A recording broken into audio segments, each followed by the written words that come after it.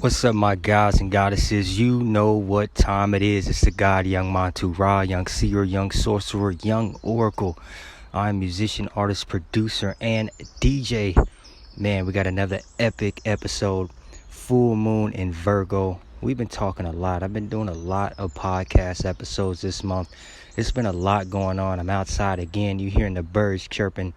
You hearing the wind blowing. And I appreciate everybody for tapping in. Make sure you get on my streams with 369. Overstand Me just dropped on the 222 portal. And it's going up right now. But on today, February 24th, we got our full moon in Virgo.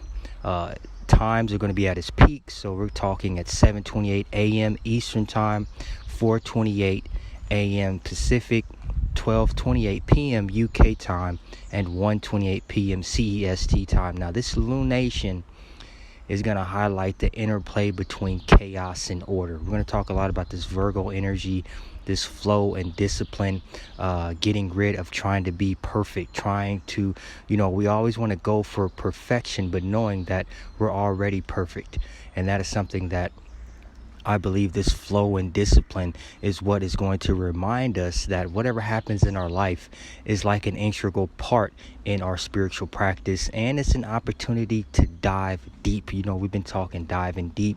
We got the new year coming up here in a little less than a month, but this is finding that divine order amidst the universal chaos. The full moons are these are those peak cycles that we've been talking a lot about.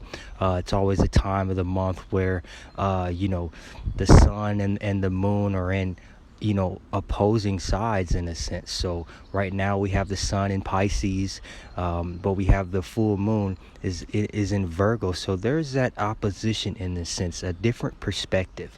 This is a potent alignment. I believe that, is going to help us to gain more awareness of moving into our inner and emotional world, and the information previously that has been uncertain or hidden from us, I do believe is going to be revealed at this time. So full moons are always going to activate those two opposing sides, right?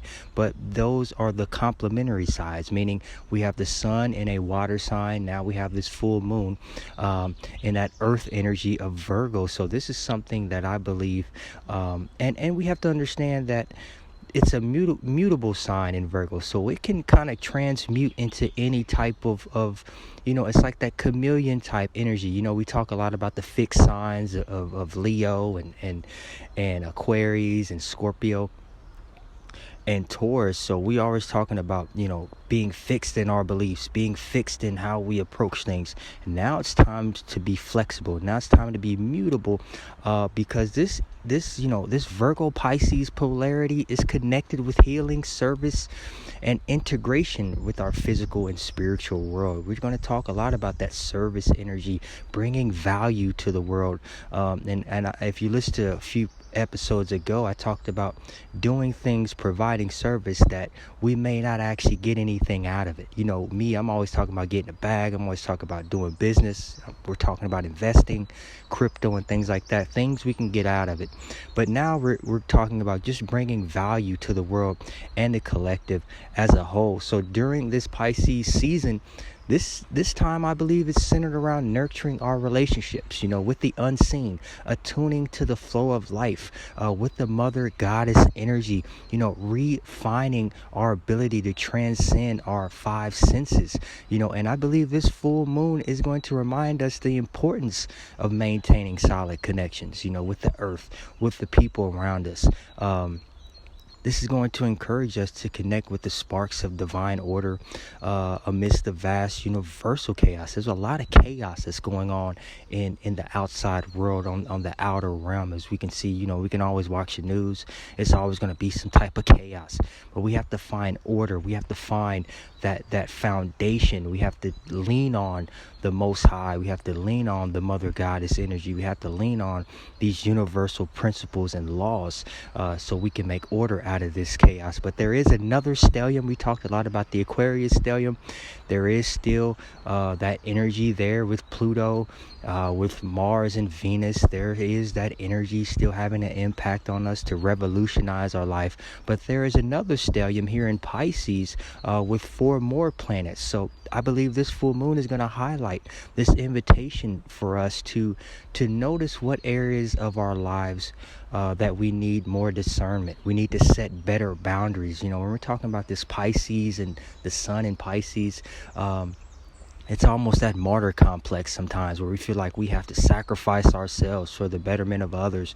We have to let go of what we have to always take care of other people and feel like we can't do what we need to do because we have to, help others and all that type of shit, which is important. But I don't want people to get it misunderstood that we have to sacrifice ourselves for others, and that actually puts us in a limited type of belief system. So I believe this is something that this full moon energy is going to remind us that wisdom is always accessible to us if we are in the present moment, whether we're driving to work, whether we're preparing our coffee. I love my coffee, tea in the morning, our water, whatever. Maybe we're going to the store.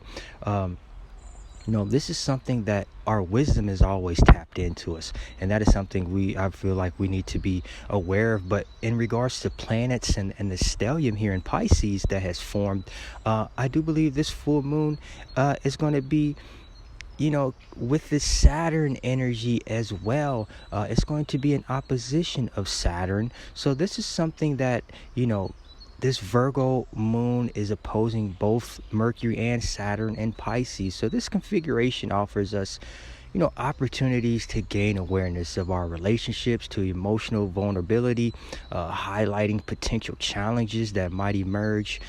Being able to articulate or express our emotions is going to be very important, or when others share their own experiences. This is something that I believe this opposition, this opposing energy is something that is going to be very important.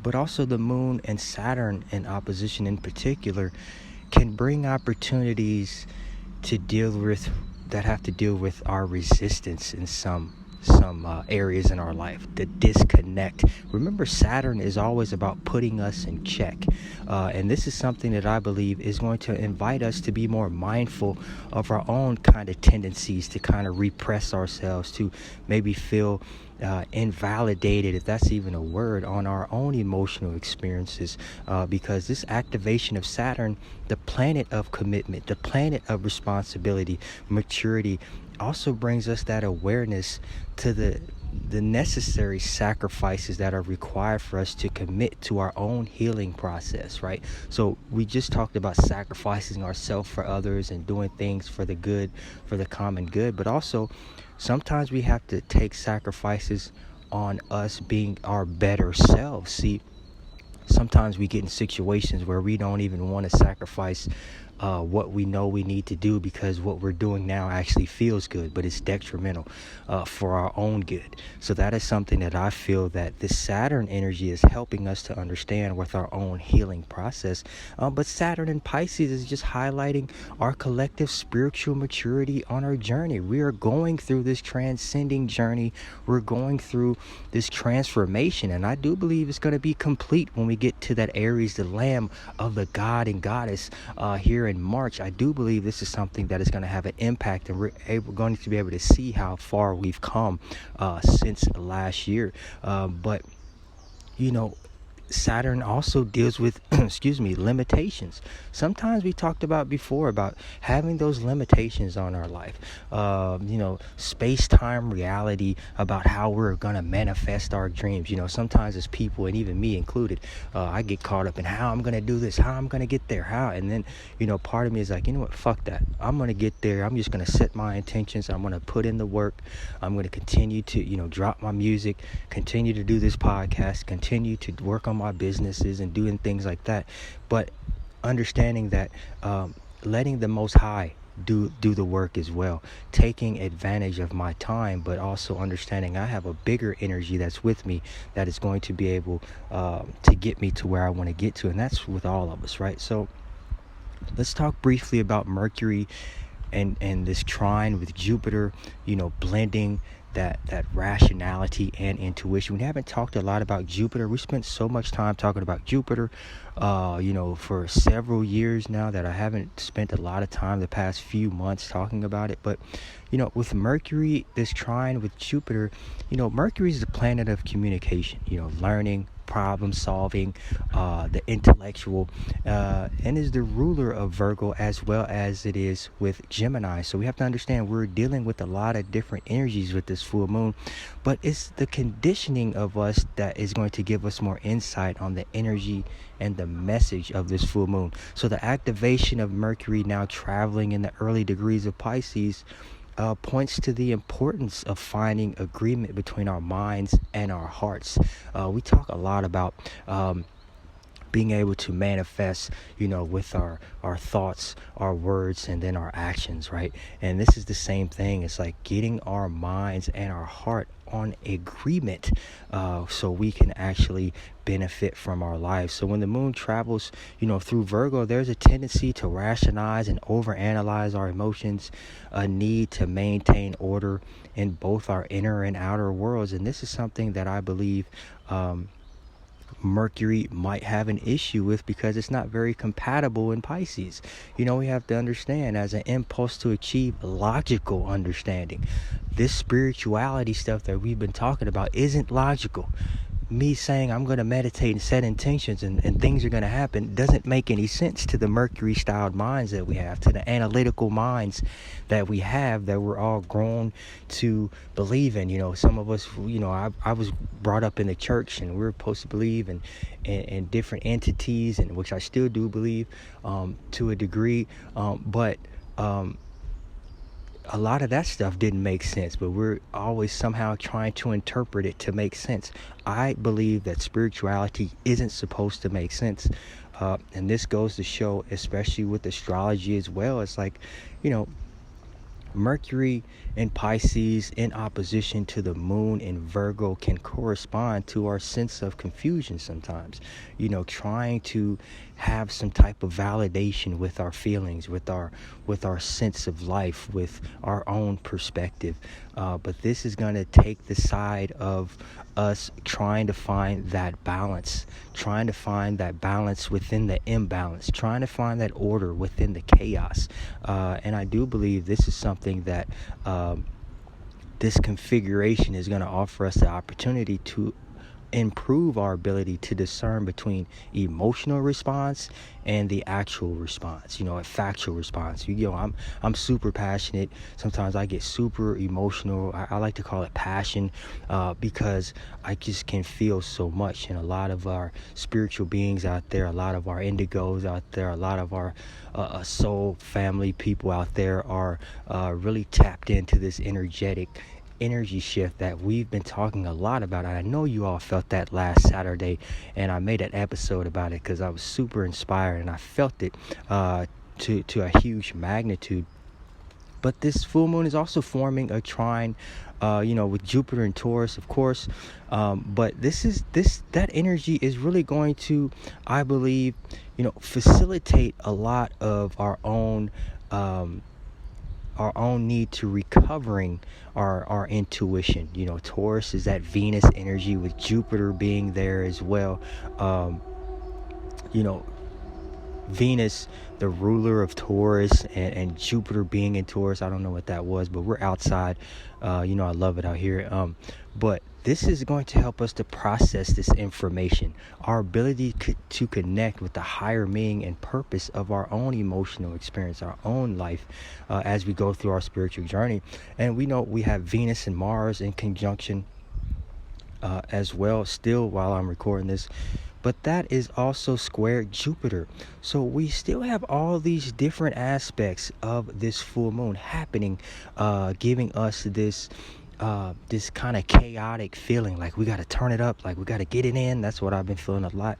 But while Venus has crossed Mars, This is that God and goddess energy that we talked about. This is that cosmic love met in the early degrees of Aquarius, still trying to separate from their conjunction to Pluto in a sense of that potent configuration that that has invited us to that renewal, that renovation of our relational life, inspiring this passionate, intense approach to our relationships with others, ourselves, and humanity. So with Venus and Mars in conjunction in Aquarius, is offering us an invitation to revolutionize our way of relating to ourselves, our finances, and our desires. But I do see a challenge that we might question the value of our relationships. These different paradigms are shifting in regards to our relationships, to how we how are we acting to others? Are we listening to others? Are others listening to us? Are we bringing value to others?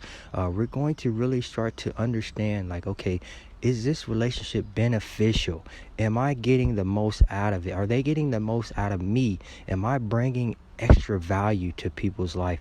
So that is something that I feel like is very important as we continue to go through this journey. I didn't want to make this episode super long, but it's so much more to decipher that, this full moon in Virgo is a powerful time for us to release our attachments to the ideas of how things should look, how we think things should be, how, I've had some different challenges moving overseas and paperwork type of shit, and people acting a certain way because I'm American and all type of weird shit. But it's like having these preconceived notions on how things should be, but knowing that maybe everything that we're going through is actually part of our process.